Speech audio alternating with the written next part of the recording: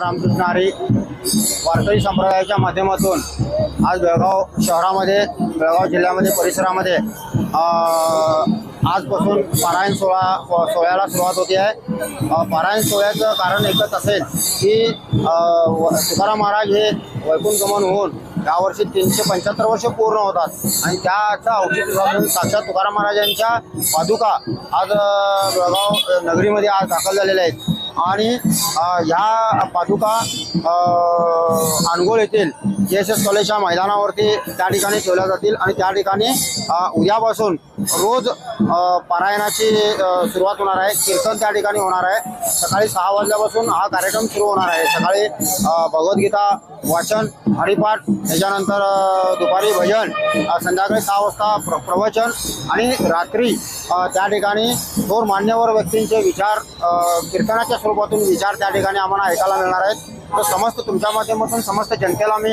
आवाहन करू इच्छितो की त्यांनी सर्वांनी त्या ठिकाणी त्यांच्या मुलासकट मुलींसकट त्या ठिकाणी लाभ घ्यावा। याच्या पाठीमागचा उद्देश एकच आहे की समाज हा सुसंस्कृत बनावा, समाजातील मुलंही निर्व्यसनी बनावेत आणि ज्या आत्महत्या चालू आहेत त्या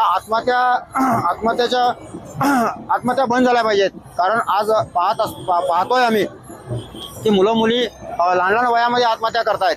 तर त्याला कुठेतरी बंदी आणण्यासाठी त्याला कुठेतरी त्यांना चांगले विचार देण्यासाठी आज या ठिकाणी वारकरी संप्रदायाच्या माध्यमातून आज पारायणाचं त्या ठिकाणी आयोजन केलेलं आहे आणि समस्त भक्तगणांना मी सांगू इच्छितो की सर्व आया बहिणी असतील किंवा मायबाप असतील या सर्वांनी आपल्या मुलांना आणि मुलींना त्या ठिकाणी आवर्जून घेऊन यावं ही विनंती तुमच्या माध्यमातून करू इच्छितो। रामकृष्ण हरी। कुंडलिकावरद हरी विठ्ठल श्री ज्ञानदेव तुकाराम पंढरीनाथ भगवान की जय।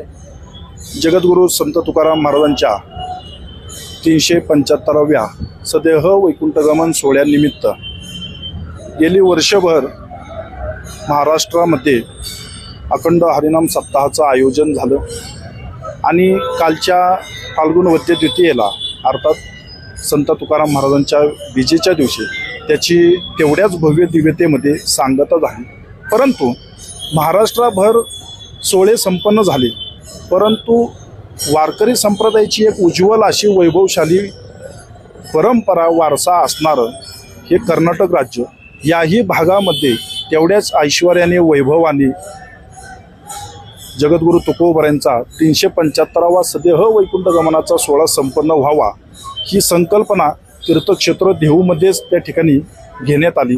मग त्या ठिकाणी जगद्गुरु संत तुकाराम महाराज गाथा भजन पारायण सोहळा समिती ही स्थापन करण्यात आली।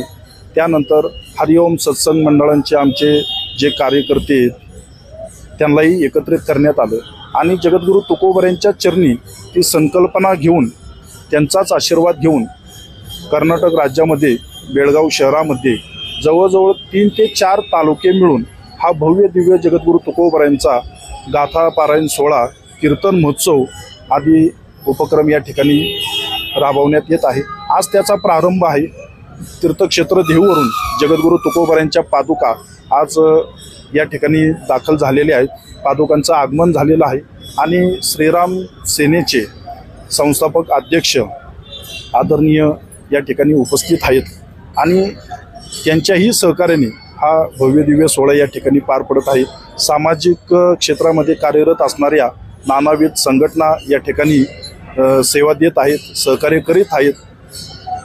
कर्नाटक राज्यामध्ये आणि त्यातल्या त्यात बेळगाव शहरामध्ये हा एक ऐतिहासिक सोहळा आहे। यापूर्वी अशा प्रकारचा वारकरी संप्रदायाचा कोणताही भव्य दिव्य सोहळा पार पडला नाही। प्रथमच हजारोंच्या संख्येने या ठिकाणी गाथापारायण सोहळा पार पडत आहे। त्यामध्ये संत परंपरेतील काही आदरणीय महाराज मंडळींची या ठिकाणी सेवा होणार आहे। अर्थात संत एकनाथ महाराजांचे वंशज या ठिकाणी येऊन सेवा देणार आहेत। संत नामदेव महाराजांचे वंशज येणार आहेत। जगद्गुरु तुकोबारायांचे वंशज म्हणून आम्ही स्वतः इथं 8 दिवस त्या ठिकाणी तेवढ्याच आनंदाने सहभागी आहोत या उत्सवामध्ये, या सोहळ्यामध्ये। त्यानंतर संत मानकोजी महाराजांचे वंशज बोधले महाराज या ठिकाणी येणार आहेत।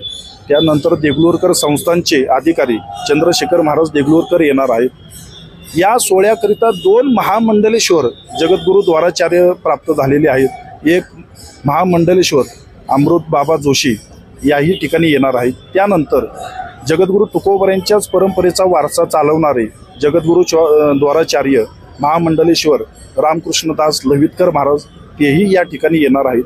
त्यानंतर प्रवचन आदी सेवा या ठिकाणी देण्याकरिता जगद्गुरु तुकोबारायांच्या पालखी सोहळ्यातील ज्ञानोबरांच्या पालखी सोहळ्यातील जे मानाचे मानकरी आहेत तेही या ठिकाणी येऊन सेवा देणार आहेत. अर्थात आमचे वास्कर महाराज आहेत, त्यानंतर देशमुख महाराज आहेत, आदी त्या ठिकाणी परंपरेची अधिकारी मंडळींची या ठिकाणी सेवा संपन्न होणार आहे. असा सोहळा यापूर्वी कधीही कर्नाटक राज्यामध्ये तेवढ्या वैभवामध्ये संपन्न झाला नाही. अर्थात या चारही तालुक्यांच्या सहकार्याने हा सोहळा संपन्न होत आहे. प्रत्येकाने या सोहळ्यामध्ये सहभागी होऊन सोहळ्याची शोभा त्या ठिकाणी वाढवावी आणि त्या ठिकाणी सेवेचा आनंद प्रत्येकाने घ्यावा. कुंडलिका वरदा हरी विठ्ठल श्री ज्ञानदेव तुकाराम.